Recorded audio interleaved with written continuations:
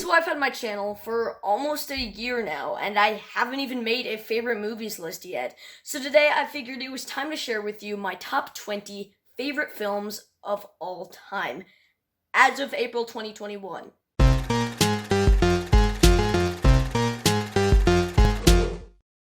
Hello everybody, welcome back to another video. My name is Gabriel and I love to rank movies. If you can relate, consider hitting that subscribe button.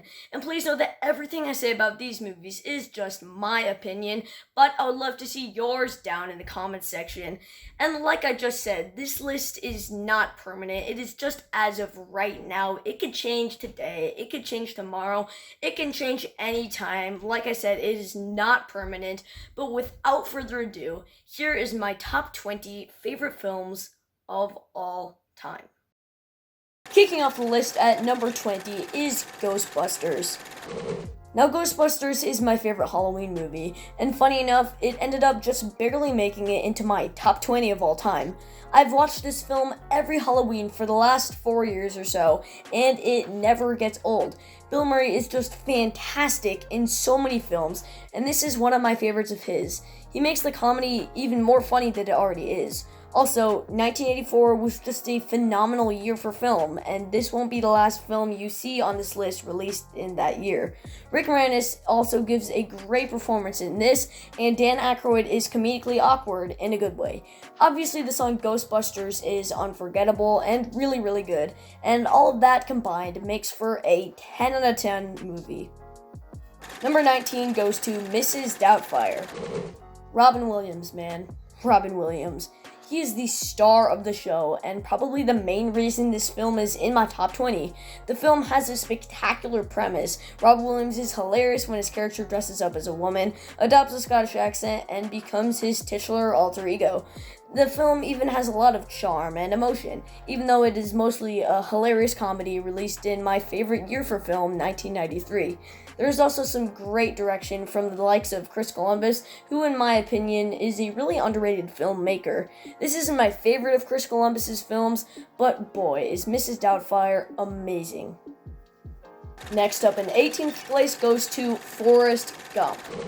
In my What I Watched in March video, I only gave Forrest Gump an 8.5 out of 10. I don't know what I was thinking when I did that. I must have had a brain tumor or something, but as of now, Forrest Gump is in my top 20 of all time and gets easily a 10 out of 10.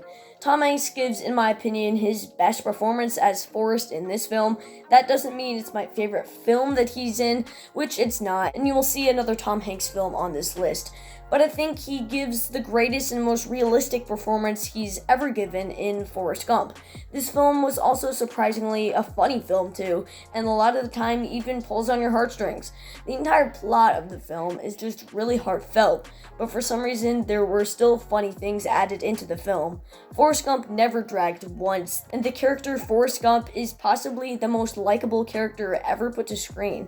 And it's also getting to the point where Robert Zemeckis is tied with Steven Spielberg as my favorite director. Of course, once I see more of his films, that statement could become false in the blink of an eye, but right now, Robert Zemeckis is almost my favorite director. Alan Silvestri's score is also just in my top 5 favorite film scores because it is one of the most memorable I've ever heard, and I just listen to it in my free time on a daily basis. The score is just beautiful, and the film Forrest Gump is beautiful, and it makes my number 18 spot. Then in 17th place, I have the Lego Movie. The Lego Movie was actually my favorite film of all time for a while. Obviously it's not anymore, but I still absolutely love the film. How does a film that only uses Legos and stars Morgan Freeman as a blind Lego work so well? I am astounded at how Warner Brothers could make such a unique and original film that is actually funny and star Will Ferrell, Chris Pratt, and Morgan Freeman like I just said. The animation is visually beautiful and the use of Legos actually worked really well. It's a really creative film and is genuinely one of the funniest films I have ever seen, and a film that completely surprised everyone that watched it with how amazing it was. Number 16 is Jumanji. Jumanji is extremely underrated. The sequels are good and all. In fact, Welcome to the Jungle is almost as good as the original, but nothing beats the original Jumanji. And I get it, the special effects are really dated in the 1995 version, but that is my only problem with it. Everything else in this film I love. The concept of a game that comes to life is genius and also stars Robin Williams. Robin Williams is my favorite actor, and this is my favorite film starring the late great Robin Williams. The tension built is great, and there are so many moments in this film that are really exciting. The child acting is surprisingly fine for a mid-90s movie, and Jumanji is a film that gets way too much hate. It even makes my top 20 of all time. Also, is it bad that I actually want to play the Jumanji game they played in this film? Not like the board game Walmart sells, the actual game with manhunters. Number 15 is Spider-Man Homecoming. Now, I've talked about this film in 5 different videos on this channel, so if you're a longtime viewer, you most likely already know why I love this film so much. But I'm going to tell you again. In my opinion, it is the funniest Marvel film, and Tom Holland portrays a high school version of Spider-Man pretty much perfectly. Some people have thought that I only like Tom Holland as Spider-Man the best because he's in the MCU, but honestly, I just think he gives the most realistic performance as this certain character because of how young he looks for his age. I just think that he is the best Spider-Man that we have up to date.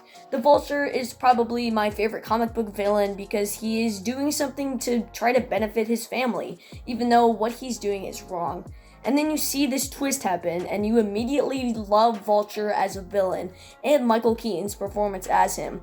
It's a really rewatchable film, and Spider-Man is my favorite superhero.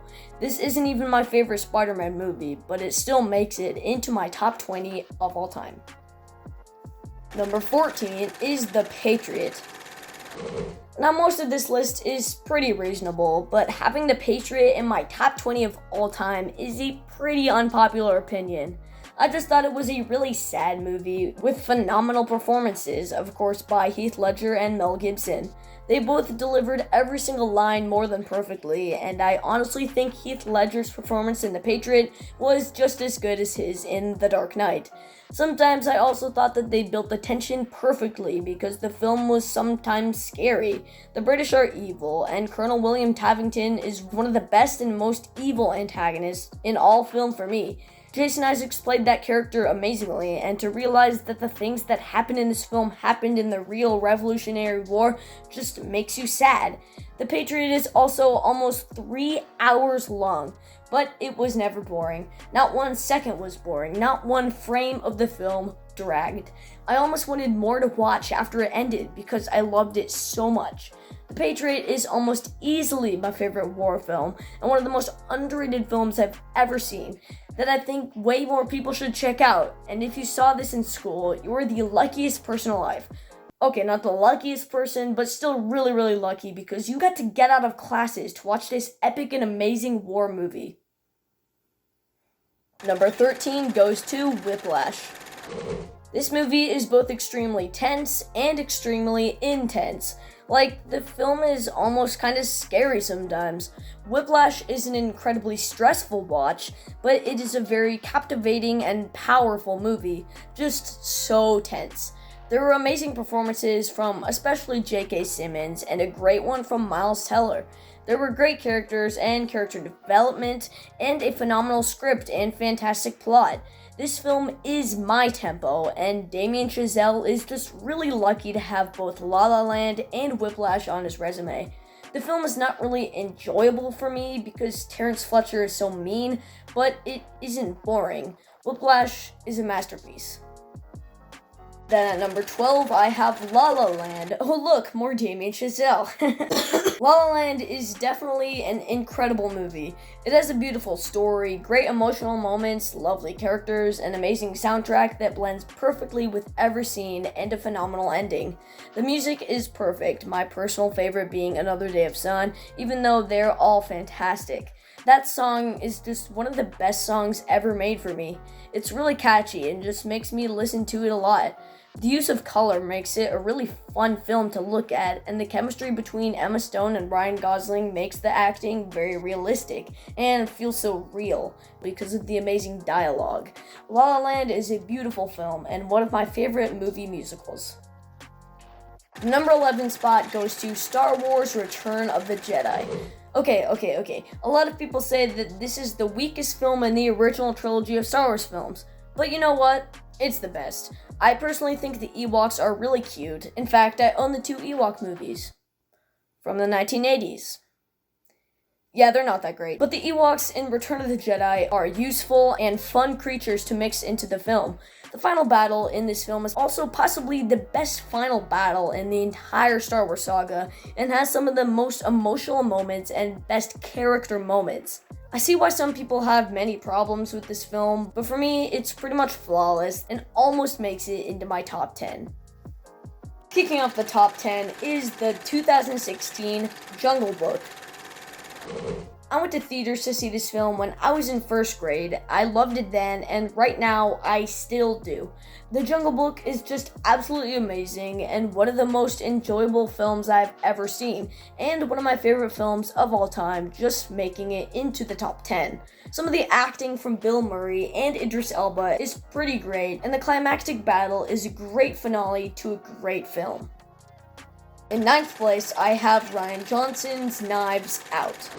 Knives Out is a masterpiece in every single aspect. From the acting to the Agatha Christie style plot, everything is played out perfectly. Rian Johnson manipulates the audience in such a clever way that made me forget who the murderer was when I first watched it, even though I heard some spoilers early on. Every scene and every bit of dialogue plays a crucial part into setting up the conflict or finding a solution, and was executed perfectly. Knives Out is a perfect murder mystery, and it is pretty much impossible to predict what will happen next while watching. I was extremely skeptical going in because I despise The Last Jedi, and Rian Johnson directed The Last Jedi right before he directed and wrote this film, but thankfully Knives Out is a flawless whodunit movie. In 8th place, I have The Karate Kid. The storyline to The Karate Kid is actually a pretty awesome film concept. So awesome that there were 4 movie sequels/remakes and a Netflix TV show based on it called Cobra Kai, which is actually my favorite TV show of all time. There are a lot of stunning ideas used in this film, notably the wax on, wax off, and paint the fence, which are really smart things to put in a film based off karate.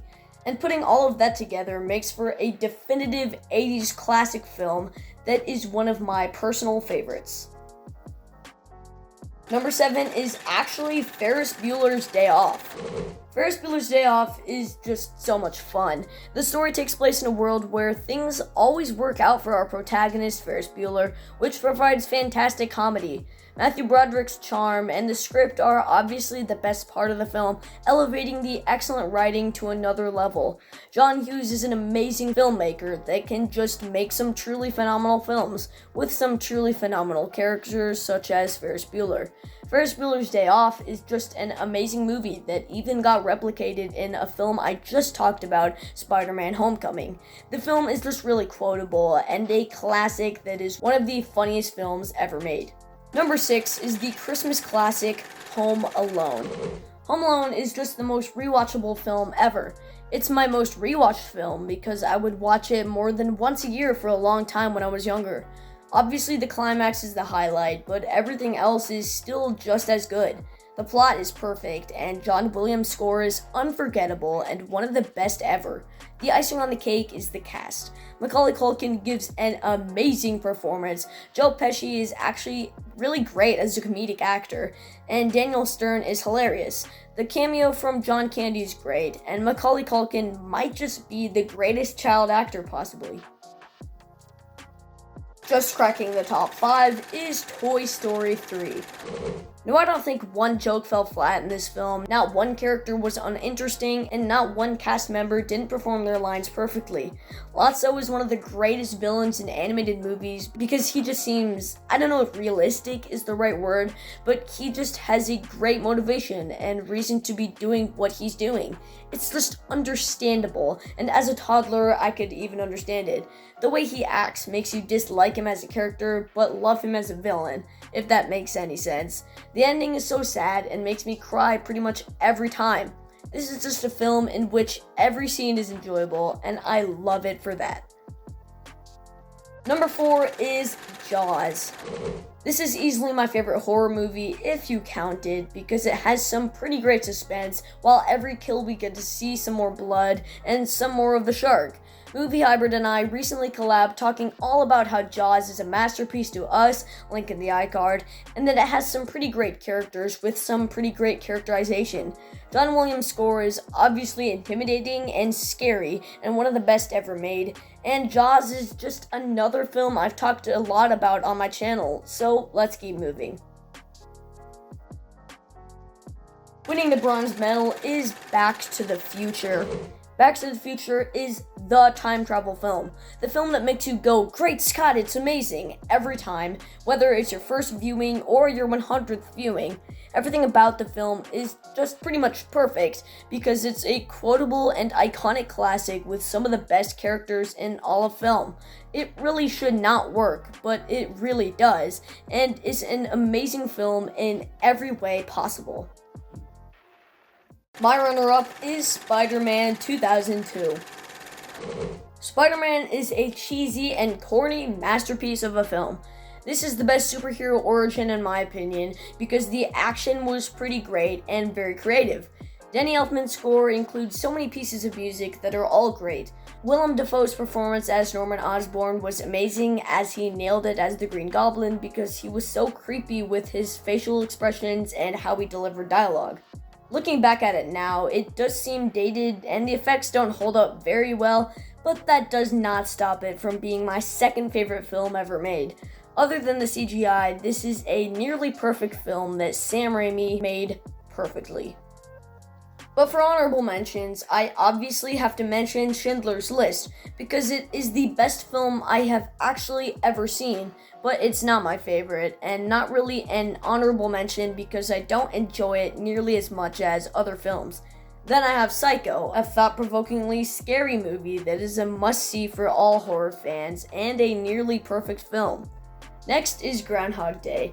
You can find my entire review of that film up in the iCard. My next honorable mention is my second favorite MCU film, Guardians of the Galaxy, which is one of the funniest MCU films. Then I have The Prestige, which is my favorite Christopher Nolan movie as of now. The final honorable mention is Clue, which is one of the greatest murder mysteries ever. Period. But my favorite film of all time is Jurassic Park. My goodness, what a film. It's one of those movies where not a day goes by where I don't at least think about the movie. The dialogue, the acting, the action, the special effects, everything in this film I love wholeheartedly. I used to think it dragged, but not anymore. I think that the first act might just be just as good as the second and third act, even though there are no dinosaur attacks. Thank you, Steven Spielberg, for making this masterfully crafted film. Just seeing Dr. Alan Grant, Ian Malcolm, or John Hammond just makes me happy. Even someone getting eaten alive by a Tyrannosaurus Rex makes me happy. That sounds bad, but I mean it in a good way. I love all of this film, making it my favorite movie ever. And I don't know if it's ever going to go down a spot or two. Right now, it's not even close. Jurassic Park is just an absolutely phenomenal film that deserves even more than 11 out of 10.